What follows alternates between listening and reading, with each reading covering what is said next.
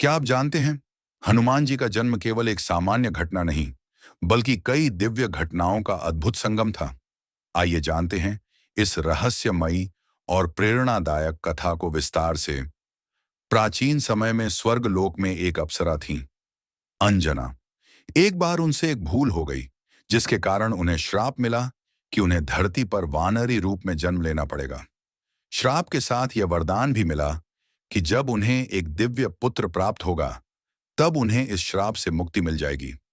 धरती पर जन्म लेने के बाद अंजना ने वानरराज केसरी से विवाह किया, जो बहुत पराक्रमी और धर्मपरायण थे।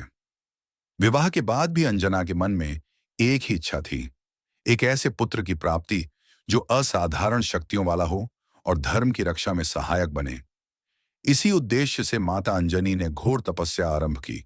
वे जंगलों में बैठकर निरंतर भगवान का ध्यान करती रहीं। उनकी कठोर तपस्या से प्रसन्न होकर भगवान शिव प्रकट हुए और उन्हें आशीर्वाद दिया। हे अंजना, मैं स्वयं अपने अंश से तुम्हारे पुत्र के रूप में जन्म लूंगा। उसी समय एक और महत्वपूर्ण घटना घटी।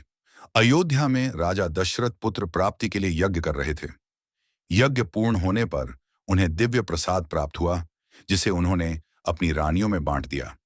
कथा के अनुसार उस प्रसाद का एक अंश पवन देव के माध्यम से अंजना तक पहुंचा।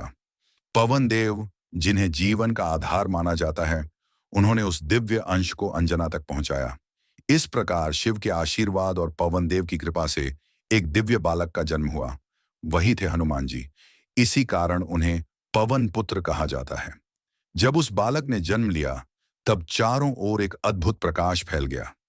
देवताओं ने आकाश से पुष्पों की वर्षा की और सभी ने इस दिव्य जन्म का स्वागत किया। बालक हनुमान के शरीर से तेज और ऊर्जा की ऐसी आभा निकल रही थी जो साधारण नहीं थी। बचपन में ही उनकी अद्भुत शक्तियां प्रकट होने लगीं।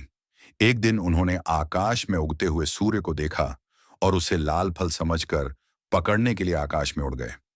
उनकी इस अद्भुत लीला से देवलोक तक हलचल मच गई।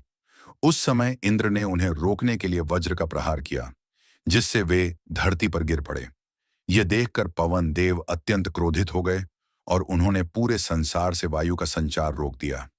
इससे सृष्टि संकट में पड़ गई। तब सभी देवता एकत्र हुए और उन्होंने बालक हनुमान को जीवन दान दिया और उन्हें अनेक वरदान दिए, असीम शक्ति, तेज बुद्धि और अजेयता। हालांकि उनकी चंचलता के कारण ऋषि मुनियों ने उन्हें यह श्राप दिया कि वे अपनी शक्तियों को भूल जाएंगे जब तक कोई उन्हें याद न दिलाए। यही कारण था कि आगे चलकर जामवंत जी ने उन्हें उनकी शक्ति का स्मरण कराया। इस प्रकार हनुमान जी का जन्म केवल एक दिव्य संयोग नहीं, बल्कि एक महान उद्देश्य का हिस्सा था, धर्म की रक्षा और भगवान राम की सेवा। हनुमान जी की यह कथा हमें सिखाती है कि जब भक्ति, तपस्या और दिव्य कृपा एक साथ मिलती है, तो एक ऐसी शक्ति का जन्म होता है जो संसार को बदलने की क्षमता रखती है।